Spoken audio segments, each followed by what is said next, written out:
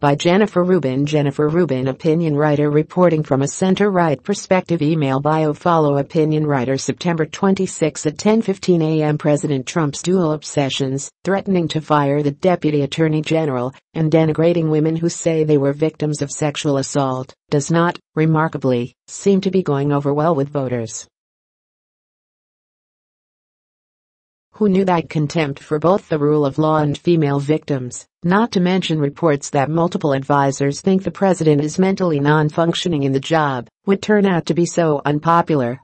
I guess the image of a blowered president and a pack of old, white men telling a woman she is part of a smear, doesn't really sell these days outside the Fox News demographic. As we face an election less than 6 weeks away, Republicans seem to be sinking all over. A pair of polls in Florida appear to undercut the notion that Senator Bill Nelson, D. Florida,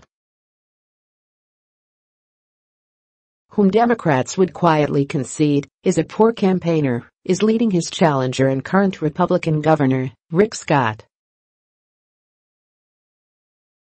The Quinnipiac and NBC News Marist polls have Nelson up by 7 and 3 points, respectively, among likely voters. Similarly, in the state's gubernatorial race, NBC Marist shows Democratic nominee Andrew Gillum, the mayor of Tallahassee, leading Republican Congressman Ron DeSantis, 48% to 43%. Quinnipiac points to what may be the root of Republicans' problem: Trump. His approval rating is underwater by 10 points in Florida, and, by a huge 56% to 30% divide, voters want Congress to act as more of a check on him. Maybe during the last week or so of heightened chaos, Trump has reminded voters why it is so crucial to put restraints on an erratic, unfit president. The gender gap, as one might expect, is huge, not only in Florida, but in other states. In Florida, Quinnipiac shows Nelson leading by 17 points among women, while trailing by 4 among men. In Montana, Senator Jon Tester, D., is up by 4 points over Republican Matt Rosendale in the latest Gravis poll, and is leading by nearly 17 points among women.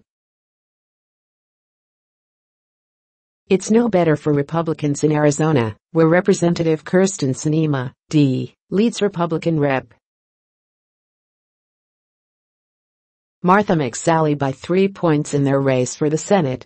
McCally has nailed down Trump voters, while Sinema leads with independents, 52% to 38%, white college graduates, 54% to 42%, Latino voters, 54% to 33%, voters under 30, 66% to 25%, and women, 53% to 38%, according to an NBC News Marist poll. Playing exclusively to its base has its downside for the GOP, certainly. These are all margin of error races, but, surely, Republicans can see they aren't ahead in any of them. It's difficult to see how the basic contours of the midterms change between now and the day voters cast their ballots. With early voting, that time is now for many Americans. Voters don't like what the Republican Party has done on tax cuts or health care. They don't like Trump, and they are unimpressed with his Supreme Court pick. Those are all baked into the race at this point. What is not set in stone, however, are the strengths and weaknesses of individual campaigns. Good candidates usually beat poor ones, good turnout operations more often than not beat weak ones, and in big expensive states such as Texas and Florida, the better funded one often wins. On that spending front, NBC found that Democrats lead in 7 of the top 12 races, according to TV and radio spending figures from advertising analytics, while Republicans lead in 4 of those races. The two parties are tied in West Virginia. Moreover, among red state Democratic Sens. Heidi Heitkamp, ND, Joe Manchin 3, West Virginia, Claire mccaskill, Mo. And Joe Donnelly, Indiana. None is being outspent. In Texas, which was never supposed to be competitive, Democratic Rep. Beto O'Rourke is outspending Sen. Ted Cruz and Republicans by more than 3-1. None of this bodes well for Republicans, or for Supreme Court nominee Brett M. Kavanaugh, who has the worst poll numbers of any potential Supreme Court justice in the last 30 years. His insisting on Fox News that he was as pure as the driven snow in high school probably didn't help.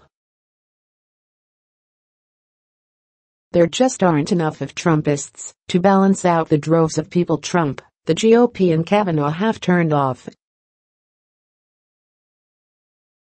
The best thing, as Nate Silver argues, is for Kavanaugh to go away quickly, and for Trump to nominate someone whom the base likes just as well, and can be confirmed during the lame duck session. Hey, giving them an incentive to turn out for a still unfilled Supreme Court seat might be their only hope.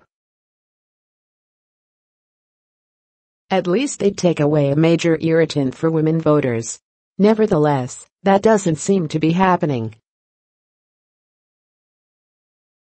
If Republicans cannot change the terms of the debate, they will lose badly.